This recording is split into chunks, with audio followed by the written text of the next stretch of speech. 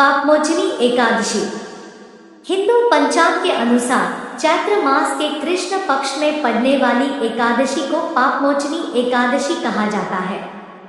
कहते हैं कि पापमोचनी एकादशी व्रत रखने से मनुष्य के सभी पाप नष्ट हो जाते हैं और अंत में मोक्ष की प्राप्ति होती है।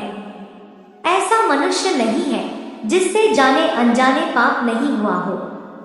पाप एक प्रकार की गलती है जिसके लिए हमें दंड भोगना ही होता है। ईश्वरीय विधान के अनुसार पाप के दंड से बचा जा सकता है अगर पापमोचनी एकादशी का व्रत रखें। शास्त्रों में बताया गया है कि पापमोचनी एकादशी व्रत को करने से ग्रहों का अशुभ प्रभाव दूर किया जा सकता है। इसके साथ ही चंद्रमा भी जातक को शुभ फल प्रदान करता है। कहते हैं कि इस व्रत को रखने वालों को संसार के सभी सुख प्राप्त होते हैं। पापमोचनी एकादशी व्रत विधि। एकादशी के दिन सुबह उठकर स्नान करने के बाद घर के मंदिर में जाकर भगवान विष्णु के समक्ष एकादशी व्रत का संकल्प लें। उसके बाद पूजा करने से पहले एक वेदी तैयार करें और उस पर 7 धान, उड़द, मूंग, गेहूं, चना, जौ, चावल और बाजरा रखें। वेदी के ऊपर एक कलश भी स्थापित किया जाता है और उसमें आम या अशोक के 5 पत्ते सजा दें। वेदी पर भगवान विष्णु की मूर्ति या प्रतिमा रखें। इसके बाद भगवान को पीले फूल, मौसमी फल और तुलसी दल समर्पित करें। इसके बाद एकादशी कथा सुने और धूप दीप से विष्णु जी की आरती उतारें। रात्रि भर भजन कीर्तन करते हुए जागरण करें। अगले दिन सुबह भगवान विष्णु की फिर से पूजा कर किसी ब्राह्मण को भोजन कराकर यथाशक्ति दान दक्षिणा देकर उसे विदा करें। इसके बाद शुभ समय में व्रत खोल लें। इस व्रत में फलाहार ग्रहण किया जा सकता है। पापमोचनी एकादशी व्रत कथा। शास्त्रों में वर्णित है कि भगवान कृष्ण ने स्वयं पांडु पुत्र अर्जुन को पापमोचनी एकादशी व्रत का महत्व बताया था।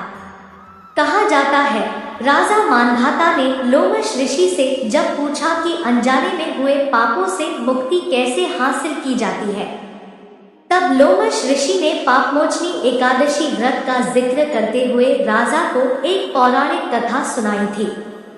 कथा के अनुसार एक बार च्यवन ऋषि के पुत्र मेधावी वन में तपस्या कर रहे थे।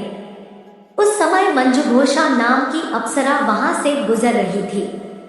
तभी उस अप्सरा की नजर मेधावी पर पड़ी और वह मेधावी पर मोहित हो गई।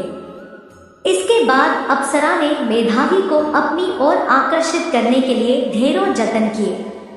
मंजुघोषा को ऐसा करते देख कामदेव भी उनकी मदद करने के लिए आ गए। इसके बाद मेधावी मंजुघोषा की ओर आकर्षित हो गए और वह भगवान शिव की तपस्या करना ही भूल गए। समय बीतने के बाद मेधावी को जब अपनी गलती का एहसास हुआ तो उन्होंने मंजुघोषा को दोषी मानते हुए उन्हें पिशाचिनी होने का श्राप दे दिया, जिससे अप्सरा बेहद ही दुखी हुई। अप्सरा ने तुरंत अपनी गलती की क्षमा मांगी। अप्सरा की क्षमा याचना सुनकर मेधावी ने मंजुघोषा को चैत्र मास की पापमोचनी एकादशी के बारे में बताया। मंजुघोषा ने मेधावी के कहे अनुसार विधिपूर्वक पापमोचनी एकादशी का व्रत किया।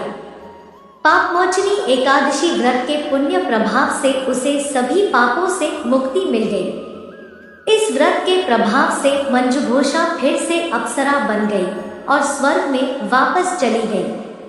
मंजुघोषा के बाद मेधावी ने भी पापमोचनी एकादशी का व्रत किया और अपने पापों को दूर कर अपना खोया हुआ तेज पाया था।